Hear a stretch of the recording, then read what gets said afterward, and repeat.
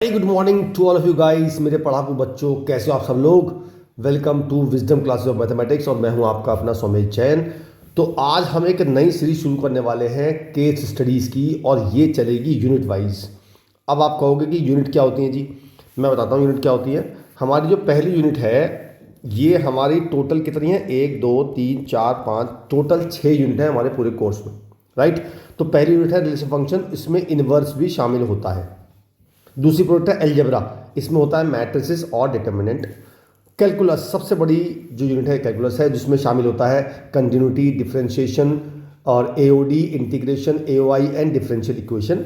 उसके बाद है वेक्टर एंड 3D, उसके बाद है लीनियर प्रोग्रामिंग और उसके बाद है प्रोबेबिलिटी। तो ये सब इतने इतने मार्क्स के आते हैं और टोटल मार्क्स होते हैं 80 और 20 होते हैं आपके इंटरनल। तो ये हमारा सिस्टम होता है। तो हम जो केस स्टडी करेंगे वो करेंगे यूनिट के हिसाब से। तो आज हम बात कर रहे हैं पहली यूनिट की, जिसमें है रिलेशन फंक्शन और इनवर्स ट्रिग्नोमेट्रिक फंक्शन, दोनों शामिल होंगे।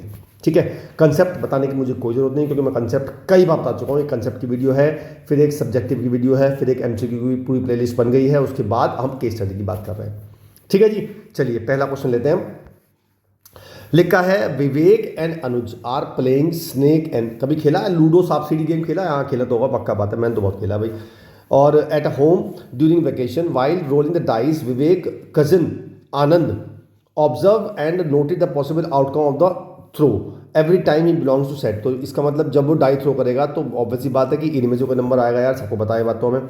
Late X be the set of players and Y be the set of possible outcome. ये हमारे दो प्लेयर हैं, एक तो विवेक और एक अनुज, ये हो गए हमारे एक्स ग्रुप में। और वाई में हमारी क्या क्या पॉसिबिलिटीज आने वाली हैं वो हमारी ये हो गई। सांप सीढ़ी गेम पता ही आपको, ऐसा होता है, मैंने बहुत खेला है। आपने पता नहीं खेला नहीं खेला, अगर खेला है तो मुझे कमेंट करके बताओ कि आपने ये वाला गेम खेला है। लूडो तो बहुत लोगों ने खेला है, सांप सीढ़ी वाला गेम कह रहा हूँ मैं। लूडो तो अभी भी ऑनलाइन चलता है, पर सांप सीढ़ी वाला गेम ऑनलाइन पता नहीं है कि नहीं है, मुझे पता नहीं। आगे चल देते हैं। लिखा है लेट आर, आर माने relation Y to Y, Y मतलब ये वाला है, वाई टू वाई है, B defined A B, B is divisible by A then R is. तो पहले बात कर लेते हैं कि लिखा है बी इज डिविजिबल बाई ए।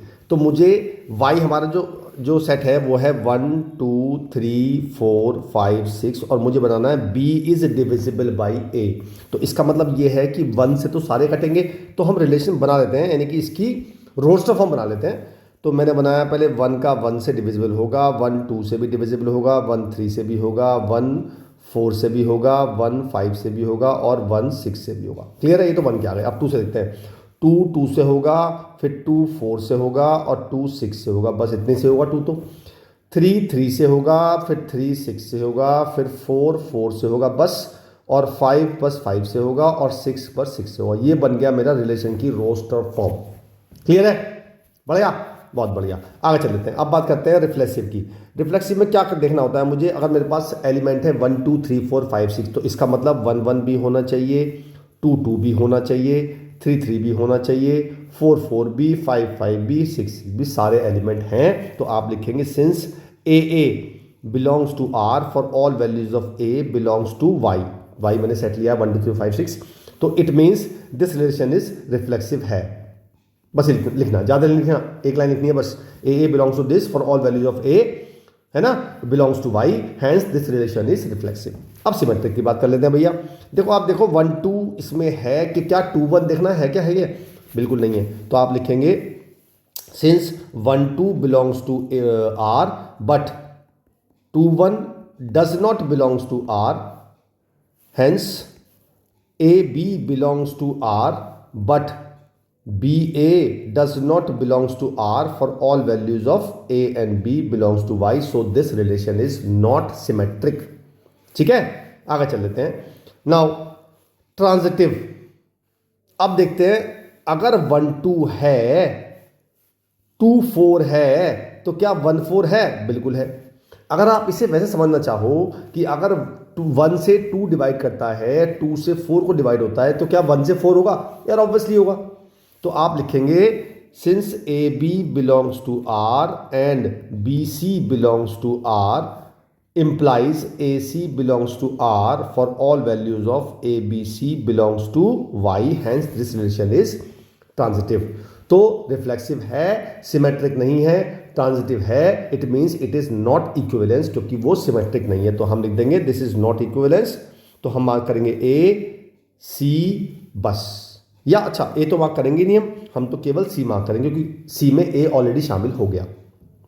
ठीक है, आगे चल लेते हैं। How many functions are possible from X to Y. याद करो मैंने आपको कंसेप्ट की वीडियो में फॉर्मूला बताया है कि अगर मेरे पास एक एलिमेंट है एक्स, मतलब एक सेट है एक्स, एक सेट है वाई, और इसमें है 2 एलिमेंट और इसमें है 6 एलिमेंट, तो मुझे बताओ नंबर ऑफ फंक्शंस कितने होंगे। तो वो हमसे 1 1 ऑन टू फंक्शन नहीं पूछ रहा है, वो पूछ रहा है टोटल नंबर ऑफ फंक्शन। मैंने बताया था फॉर्मूला क्या होता है, जितने एलिमेंट्स इसमें हैं उसकी पावर दिस, यानी कि 6 की पावर 2 36 फंक्शंस बन सकते हैं फ्रॉम ए टू बी। तो हमारा इसका आंसर हो गया 36। Right now how many relations are possible, मैंने आपको इसका ही फॉर्मूला बताया था, याद है, 2 की पावर m इंटू एन, यानी कि 2 की पावर 6 इंटू 2 यानी कि 2 की पावर 12 कितना होता है पता है आपको, 2 की पावर 10 होता है 1024, 2 की पावर 11 हो जाएगा 2048 और 2 की पावर हो जाएगा 4096। तो इतने रिलेशन बन सकते हैं और इतने फंक्शन बन सकते हैं फ्रॉम ए टू बी।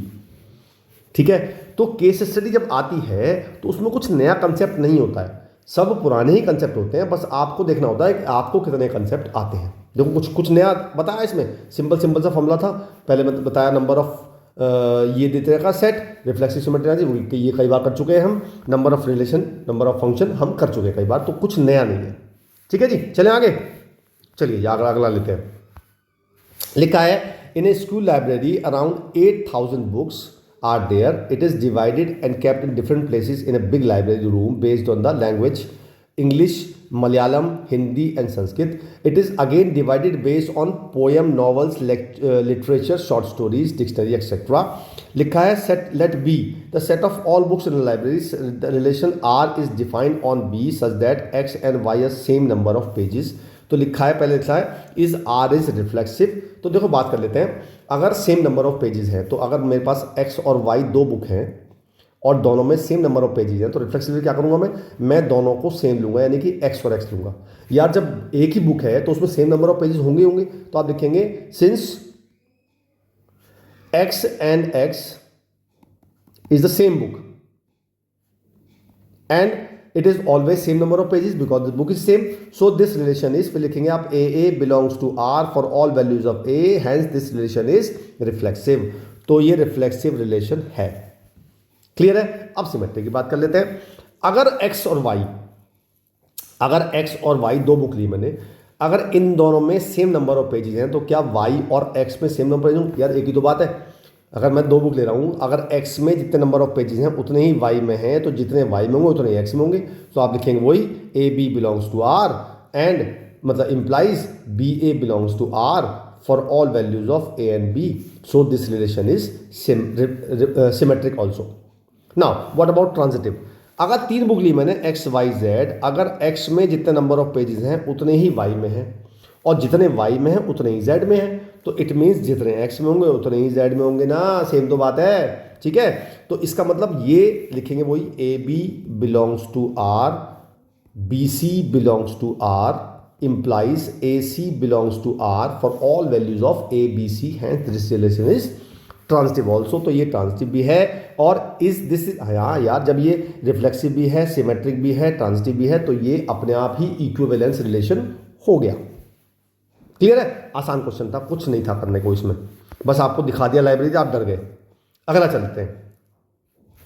लिखा है scout master wants to make different groups of students so that they can be given different task. Students started making groups with their friends, then the scout master interference and told them to make the group as per rule. A student will be make a group with the roll number in such a way that the difference of the roll number between divisible by 3। चलिए जी, तो इसका मतलब जो group बनेंगे उनका जो difference roll number का difference होना चाहिए वो 3 होना चाहिए, यानी कि एक अगर मैंने 3 ले लिया, दूसरा मुझे 6 लेना पड़ेगा, फिर 9 लेना पड़ेगा, डिफरेंस 3 डिविजिबल बाय 3 होना चाहिए।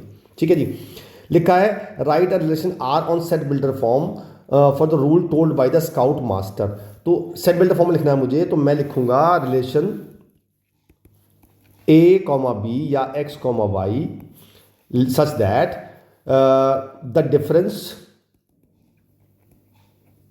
between roll number of x and y is divisible by 3, बस ये हो गया मेरा रिलेशन, पहला काम हो गया, मेरा पहला क्वेश्चन सॉल्व हो गया, तो मैंने रिलेशन लिख दिया, ये आ गया। अब लिखा है which roll number of the student will be group in the student with roll number 2 if there are 30 students in the class. वो कह रहा है कि अगर मेरे पास एक स्टूडेंट जिसका रोल नंबर 2 है तो उसके ग्रुप में कौन कौन से रोल नंबर आएंगे। यार देख लो ना, देखो 2 का किस किस से डिफरेंस 3 से डिविजिबल होगा, तो एक तो 5 का होगा भैया, डिफरेंस 3 आ रहा है। एक भैया अगर डिफरेंस 3 लेता हूं तो 6 लेना पड़ेगा, 6 और 2 8 हो गए, है ना, मतलब 3 3 ऐड कर लो सिंपल, 5 में 3 ऐड कर दिया, 3 में 11 ऐड कर दिया, 11 में 3 ऐड कर दिया 14 ऐड कर दिया, 14 में 3 ऐड कर दिया 17, 17 में 3 20, 20 से 3 23 और 23 से 3 26, 26 से 3 29। ये सारे नंबर होंगे रोल नंबर जो उस ग्रुप में होंगे जिस ग्रुप में रोल नंबर 2 है। ठीक है, स्काउट मास्टर है बड़ा स्मार्ट भाई। देखो उसने अपना आप बांट दिए सारे नंबर, देखो कितने आ गए इसमें, 1 2 3 4 5 6 7 8 9 10 नंबर आ गए। एक साथ 3 ग्रुप बनेंगे, तीनों में 10 10 एलिमेंट ही होंगे, एक तो 1 से शुरू होगा, एक 2 से शुरू होगा और एक 3 से शुरू होगा, सारे आ जाएंगे उसमें। देखो अपना आप स्काउट मास्टर स्मार्ट तो था वैसे। चलिए जी कोई बात नहीं, आगे चलते रहे। Which roll number of the students will be group in the students which roll number 3 and there 30। Same तो क्वेश्चन है, 3 अगर लेंगे तो क्या कर लेंगे, एक तो 3 ले लेंगे, 6 ले लेंगे, 9 ले लेंगे, 12 3 का टेबल पढ़ दो सिंपल सिंपल, 12 15 18 और 21 और 24 और 27, कितने हो गिन लो, 1 2 3 4 5 6 7 8 9 हुए ना, 30 और ले लो भैया, एक और ले लो 30, तो सब में 3 10 10 सेट हो जाएंगे। तो ये बन गया मेरा उस ग्रुप के बच्चे आ गए जिस ग्रुप में 3 वाला है, तो मेरा इसका आंसर भी आ गया, इसका आंसर भी आ गया। 3 क्वेश्चन थे इसमें, 3 सॉल्व हो गए, आसान क्वेश्चन। मतलब दो केस स्टडी कितनी आसान बताओ, 4 5 नंबर की आती है, आप कुछ नहीं करना, आपने 2 3 लाइन लिख दिया आपने, है कि नहीं है। चले आगे, अगली केस स्टडी लेते हैं ये वाली। इसमें क्या लिखा है जी, Mohan and Ritu was playing a game. The rule of the game is that the Mohan plots a point, say P, on the Cartesian plane, and the Ritu has to find the points on the plane such a way that the distance of the points from the point origin is same as the distance of the point origin of P. Okay मतलब ये क्या कह रहा है समझाता हूँ आपको। मान लो मोहन ने एक पॉइंट लिया यहाँ पे, ये पॉइंट ले लिया मोहन ने, और इसकी डिस्टेंस मान लेते हैं 5 और 2 है, तो डिस्टेंस हो गई √29। तो जो ऋतु है उसको भी ऐसा पॉइंट लेना है कि वो कहीं भी ले सकती है। मान लो हमने पॉइंट ले लिया 2,-5, तो देखो OP जो डिस्टेंस है वो OQ के सेम होगी, तो ये हमारा सिस्टम है। ठीक है, तो क्या लिखा है, if is R is a reflexive relation. तो मुझे बेसिकली बताने हैं 2 पॉइंट P और Q बताने हैं, OP इक्वल टू OQ है। तो अगर मैं P और P सेम पॉइंट लेता हूँ, मतलब मैंने एक पॉइंट ये ले लिया और दूसरा पॉइंट B ये ले लिया, तो यार ऑब्वियस सी बात है कि OP is equal to OP तो होगा ही होगा, सेम है। तो मैं कह सकता हूँ कि AA belongs to R for all values of A, hence this relation is reflexive. ठीक है, सेम क्वेश्चन में पहले किया था हमने। Is R is a symmetric relation. Simple सी बात है कि अगर मैं 2 पॉइंट लेता हूँ P और Q, अगर OP is equal to OQ है तो OQ is equal to OP तो होगा ही होगा, ये तो ऑब्वियस सी बात है। तो आप लिख सकते हैं if AB belongs to R implies BA belongs to R for all values of A। ये लाइन जरूर नहीं, आपने देखो मैं हर बार क्वेश्चन बता रहा हूँ कि ये जनरलाइज आपको जरूर करना है, उसके बाद कहना है दिस रिलेशन इज सिमेट्रिक। ठीक है, नाउ इज इट ट्रांजिटिव।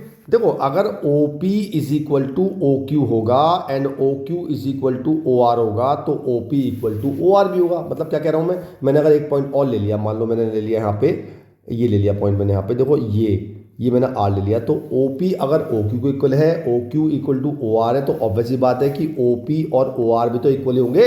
ये कह रहे हैं ट्रांजिटिव में, तो लिख देंगे आप AB belongs to R and BC belongs to R इम्प्लाइज AC belongs to R for all values of A, B, C. Hence this relation is transitive. ठीक है, is that equivalence? Yes, अगर वो रिफ्लेक्सिव भी है, सिमेट्रिक भी है, transitive भी है, तो अपना बात हो गई कि वो इक्विवेलेंस रिलेशन हो गया। ठीक है, अच्छा what figure Ritu gets in joint. अब देखो ध्यान से देना, अगर मैं ऐसे बहुत सारे पॉइंट ले लूँ, मैंने एक पॉइंट ले लिया, ये वाला ले लूँ मान लो, तो मैं बहुत सारे पॉइंट ले रहा हूँ, तो वो सारे पॉइंट मिलके क्या बनाएंगे, वो बनाएंगे एक circle. Because the definition of circle is a set of points, the locus of the point which is equal distance from a given point, and that distance is called radius and the given point is called center. ठीक है, तो हमें हमारा circle मिल जाएगा जिसका centre होगा O और उसकी रेडियस होगी जो OQ डिस्टेंस है, जो OQ डिस्टेंस है, जो OR है, जो भी है वो हमारी रेडियस हो जाएगी और सेंटर हमारा हो जाएगा O and that will be a circle. तो आप लिख देंगे the what figure, it will get a circle with centre O and radius OP या OQ या OR what ever it is. देखो कितना आसान क्वेश्चन था, 5 समय मिल जाता है आपको, सिंपल क्वेश्चन था। केस स्टडी आसान होती है हमेशा, याद रखो, क्योंकि हमें क्या होता है जब आप क्वेश्चन करते हो तो क्वेश्चन फर्स्ट स्टेप से लेके आप आखिरी स्टेप तक करते हो, वो पूरा क्वेश्चन हो गया आपका। लेकिन केस स्टडी और भी आसान है, उसने आपके स्टेप्स को बांट दिया। पहला एक स्टेप, अगला एक क्वेश्चन आ गया, सेकंड थर्ड स्टेप दूसरा क्वेश्चन आ गया, फोर्थ फिफ्थ स्टेप ये थर्ड क्वेश्चन आ गया, तो ऐसे स्टेप बढ़ जाते हैं, तो इट इज ईजियर। ठीक है, आगे चल लेते हैं। अगला है in a class 6 the teacher conducted a survey on the fruits and vegetables the student like most। the class देखो लिखा है कि F है apple, orange and mango, V है टमाटो, कैरेट और cucumber लिखा है। The class leader is asked to record the data of the data is found to be top most 3 fruits like by most apple, ठीक है जी, where 3 vegetable most like tomato, ठीक है। The teacher put is in 2 set, चलो कर दिया जी, मतलब 2 हमारे में सेट हो गए, एप्पल ये तो हो गए फ्रूट के सेट हो गए, एक हो गया हमारा वेजिटेबल का। How many relations are possible from F to F, अभी तो पहला क्वेश्चन किया था हमने यार, अगर F में number of elements in F ये भी 3 है, number of elements in B ये भी 3 है, तो हमारे टोटल नंबर ऑफ रिलेशन पता है क्या होते हैं, 2 की पावर m इंटू n, जिसमें m होते हैं number of elements in A and n होता है number of elements in B, तो 2 की पावर 3 इंटू 3 यानी 2 की पावर 9 आ गया, यानी 512 मेरा आंसर आ गया पहले पार्ट का सिंपल क्वेश्चन। आसान था। अब लिखते हैं how many functions are possible to F, अभी बताया ना फॉर्मूला आपको, अगर इसमें 3 है इसमें 3 है, तो जो बाद वाला एलिमेंट है यानी कि m की पावर n यानी कि 3 की पावर 3, 27 नंबर ऑफ फंक्शंस बनेंगे, ये हो गया 27। अब आती है बात आगे, अब आती है बात how many one function are possible और how many bijections are possible. ये टेक्निकल चीज़ है, ये आप सीख लो एक बार। मैंने वैसे कंसेप्ट की वीडियो में बताया और मैंने जो आपके पास कैप्सूल बनाया उसमें भी ये क्वेश्चन है, एक बार फिर सुन लो, आपको हर बार बता रहा हूँ मैं। तो नंबर ऑफ वन फंक्शन का फॉर्मूला, तो ये बात बताई थी मैंने, अगर मेरे पास ये सेट है और एक ये सेट है, इसमें नंबर ऑफ एलिमेंट्स n है, इसमें नंबर ऑफ एलिमेंट्स m है, तो नंबर ऑफ वन फंक्शन तभी निकाल पाएंगे जब मेरा जो m होगा वो बड़ा होगा या बराबर होगा। मींस अगर m मेरा बड़ा है या बराबर है n से, तो नंबर ऑफ वन फंक्शन का फॉर्मूला होता है MPN, लिखवाया था मैंने आपको, याद कर लो। और इसमें तो सेम है, तो सेम भी चलेगा ना, तो 3p3 ये होता है 3 फैक्टोरियल यानी कि 6 मेरा आंसर आ गया, ये नंबर ऑफ फंक्शन। अगर मेरा m छोटा हो जाएगा n से, तो there is no one function is possible. Clear है। अब बाइजेक्टिव का मतलब होता है 1 भी हो और ऑन टू भी हो, तो बाइजेक्टिव के लिए आप सिंपल याद कर लो कि अगर m is not equal to n है तो कोई बाइजेक्टिव फंक्शन नहीं बनेगा, लेकिन अगर m और n इक्वल हैं तो मेरा m फैक्टोरियल हो या n फैक्टोरियल हो, दोनों ही बाइजेक्टिव फंक्शन होते हैं। इसका मतलब इसमें तो नंबर ऑफ एलिमेंट सेम है, तो n भी 3 है, m भी 3 है, 3 फैक्टोरियल आ गया यानी कि 6 आ गया, ये हो गए मेरे बाइजेक्टिव फंक्शंस। क्लियर है, समझ आ गया, बहुत बढ़िया। तो ये क्वेश्चन भी आसान था, पर इसमें 2 चीज़ अच्छी थी। इट मीन्स ये आपने कुछ सीख लिया इसमें नई चीज़ कि bijective function, number of bijective function भी कैसे निकाल लेते हैं। क्लियर है, बढ़िया। चलो ये आगे चल लेते हैं अगली केस स्टडी। अगली केस स्टडी लेते हैं जी हमारे पास, if the master chef competition final round 3 जो शेफ सेलेक्ट किए गए ये हो गए मेरे ये, एंड द पार्टिसिपेंट P इतने हो गए, ठीक है। मतलब ये तो जजेस हैं, ये डिश है हमारे पास, एंड पार्टिसिपेंट 3 है, 8 तो पार्टिसिपेंट, ठीक है जी। Rule A, everybody has to prepare exactly 1 dish, चलो जी बनाएगा। Rules 2, no 2 participant allowed to prepare same dish, मतलब कोई सेम डिश नहीं बनाएगा। Rule 3, all dishes must be prepared in the competition, मतलब ठीक है सभी डिश बनाएंगे। अब लिखा है in how many ways all the participant can choose a dish as per the rule A, ये लिखा है everybody has to prepare exactly 1 dish, तो अगर हर एक आदमी को एक डिश बनानी है और आदमी है 3 और डिश कितनी है, डिश भी 3 है, तो इसका मतलब ये हुआ हर एक आदमी को एक डिश बनानी है, तो पहला आदमी जो है वो इन 3 में से कोई सी भी एक डिश चूज कर सकता है। तो इसके तरीके हो गए 3, इसके तरीके हो गए 2, इसके तरीके हो गए 1, यानी कि ये आ गया 6, ये आ गया मेरे नंबर ऑफ पॉसिबल तरीके जब एक आदमी एक डिश बनाएगा, तो ये हो गया मेरा ऑप्शन नंबर मतलब 6 आ गया, ठीक है जी। In how many ways can everybody can choose this prepare as per rule B. Rule B क्या कहता है? रूल बी कहता है no two participant is allowed the prepare the same dish. कोई भी दो आदमी सेम डिश नहीं बनाएगा। तो मैं तो इस क्वेश्चन में ये कहूँगा, पहले आप ये बना लो कि मान लो मेरे पास यहाँ है तीन, देखो हमारे पास तीन डिशेज हैं, P1 P2, ये तो आदमी हो गए और ये हो गए डिश। ठीक है जी। अब देखो सोचो, अगर ये वाली करता है, ये वाली, तो मतलब ये तीनों से अटैच होने हैं, है ना। तो ये 1-1 भी होगा और 2 भी होगा, मतलब एक का एक से बनेगा, है ना, और कोई खाली नहीं बैठेगा।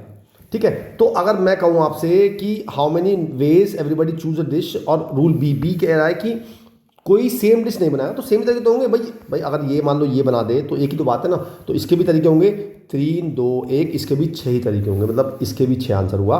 और अगर रूल 3 की बात करें, रूल 3 में है all the dish must be prepared, सारी डिश होनी चाहिए, यानी कि 3 आदमी है 3 डिश है। तो अगर तीनों डिश प्रिपेयर होंगी तो एक आदमी एक डिश बनाएगा, तो इसके भी सेम तरीके होंगे 3 × 2 × 1, तीनों का आंसर सेम आएगा, ऑप्शन नंबर मतलब टोटल 6। ठीक है। ये क्वेश्चन आसान था बहुत। आगे चल देते हैं। अगला है, लिखा है, अब इन्वर्स चलते हैं, तो ये केस स्टडी उसकी रिलेशन फंक्शन थी, अब थोड़ी सी इन्वर्स ही कर लेते हैं। लिखा है 2 men's are either side of the temple 3 metre high 30 metre high from the level of the eye of the observer its top. ठीक है, मतलब ये 30 है, मतलब यहाँ से यहाँ तक मैं रेड से कर लेता हूँ, ये 30 है ऑब्जर्वर की आई से डिस्टेंस। ठीक है जी। If the angles of alpha beta, तो ये एंगल अल्फा है और ये एंगल बीटा है, the distance between the 2 man is 40√3, ये डिस्टेंस है 40√3, and the first person of the temple is 30√3, first person A मान लेते हैं, ये है 30√3, तो ऑब्वियसली ये हो जाएगा 10√3। Based the following summation find the angle CAB। अब C ये रहा, A ये रहा, B, मुझे ये वाला अल्फा एंगल फाइंड करना है।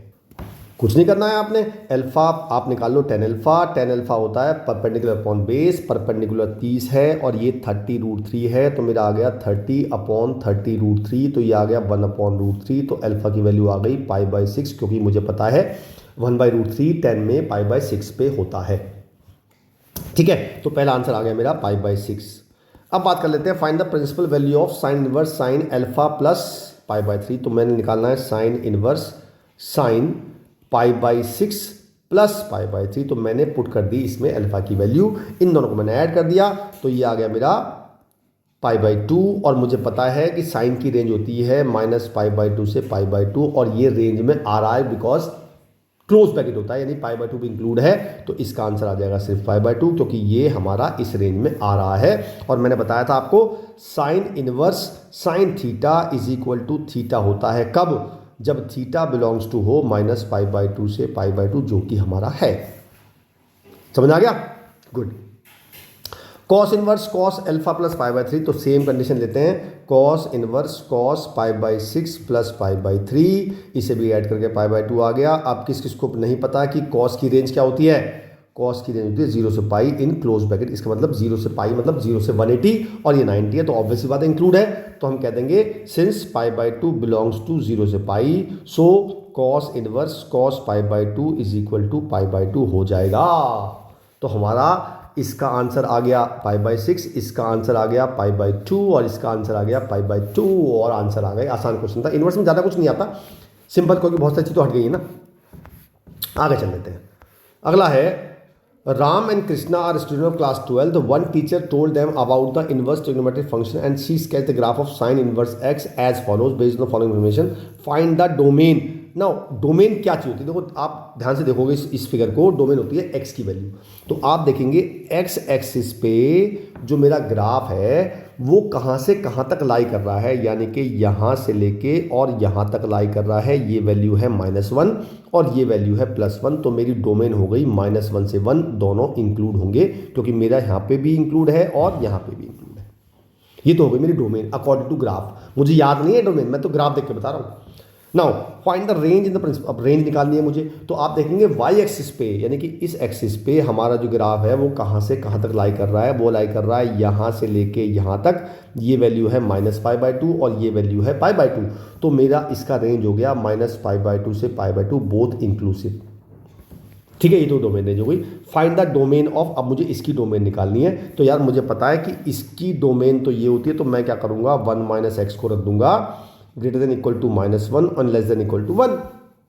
अब मुझे x निकालना है, निकाल लेते हैं। तो 1 को ले आते हैं इस तरफ भी और इस तरफ भी, तो मेरा हो गया -1 less than equal to -x less than equal to 1 -1, ये आ गया -2 less than equal to -x less than equal to 0। अब हम साइन उल्टा करेंगे तो उल्टा हो जाएगा साइन, ये हो जाएगा ऐसे और ये ऐसे साइन हो जाएगा और x ये हो गया 0। तो मेरा आ गया 0 से लेकर 2 तक, ये मेरी आ गई डोमेन। बस आंसर आ गया मेरा। कितना आसान क्वेश्चन था बताओ, आपको 3-4 नंबर मिल जाते हैं इसमें।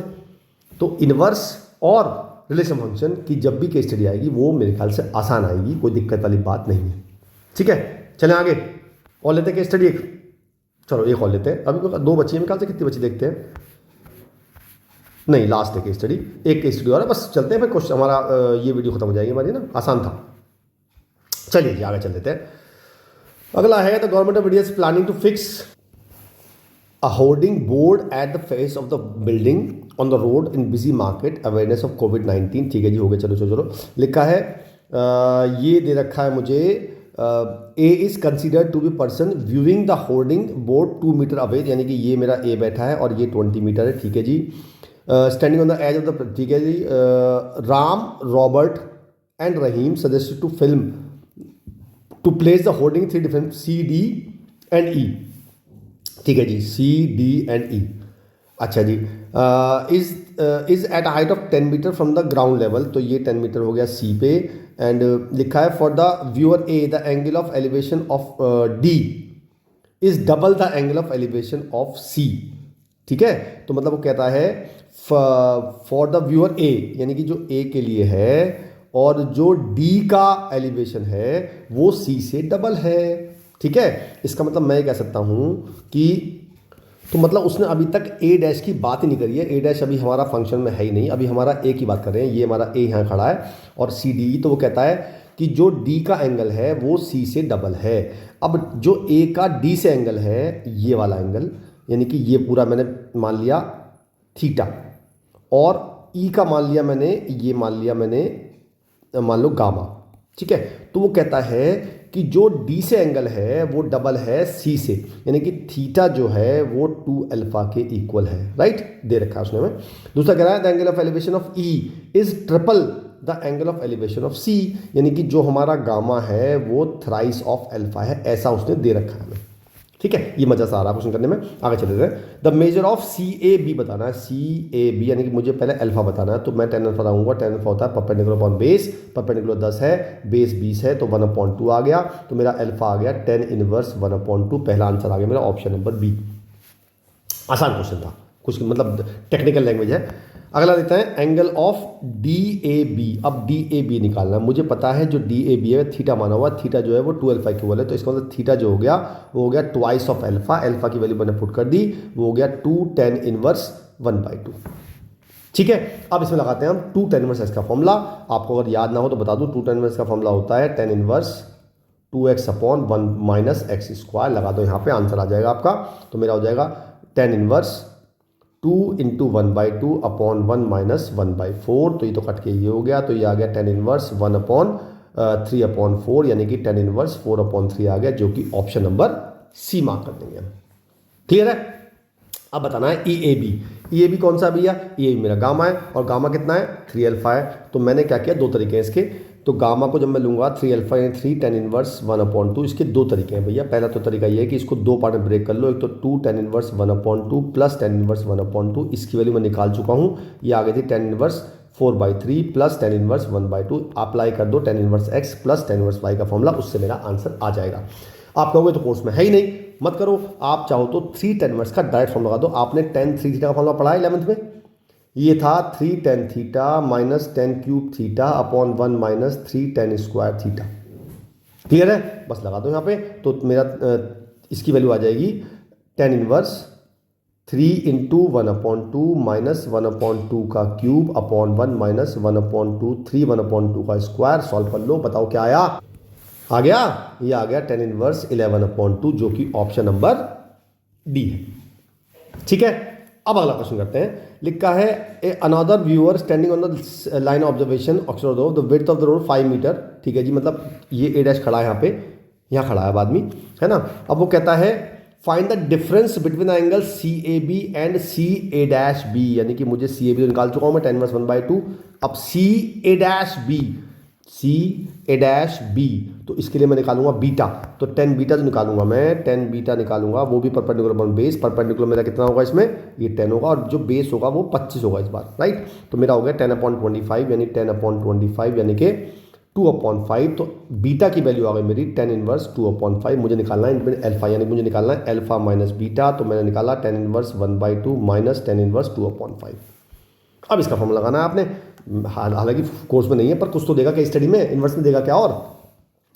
तो ये हो जाएगा tan inverse 1/2 minus 2/5 upon 1 plus 1/2 into 2/5। ऊपर नीचे का एलसीएम, ऊपर एलसीएम 10 आएगा, 5 माइनस 4 काटना मत, बाद में काटना है इकट्ठा। तो ये हो जाएगा 10 एलसीएम, 10 प्लस 2, तो ये कट जाएगा। देखो मेरा आ गया 1/12 आ गया, ये आ गया tan इनवर्स 1/12। ऐसा ऑप्शन देखो है क्या, बिल्कुल है, ऑप्शन नंबर नहीं है 1/12 आ रहा है, ये रहा मेरा 12 आ रहा है, 1/12 आ रहा है, हाँ 1/12 ठीक आ रहा है। तो ये हो गया ऑप्शन नंबर ए। क्लियर है। तो ये थी मेरी केस स्टडी यूनिट 1 की, जिसमें इंक्लूड थे रिलेशन फंक्शन और इनवर्स ट्रिग्नोमेट्रिक फंक्शन। अगले यूनिट में फिर आऊँगा आपके साथ, उसमें लूंगा मैं अलजेब्रा यानी कि मैट्रिसेस एंड डिटरमिनेंट, दोनों की एक साथ लूंगा, टेंशन में देखने की जरूरत नहीं। ये आसान था, बाकी बढ़ती जाएंगी, मेन जो आती है प्रोबेबिलिटी एओडी इसकी वगैरह ज़्यादा आती है, सबकी करूँगा, टेंशन बिल्कुल लेने की जरूरत नहीं है, पूरा कोर्स कवर करूँगा केस स्टडी में। ठीक है जी, मिलता हूँ अगली केस स्टडी में, तब तक के लिए जय हिंद गाइस।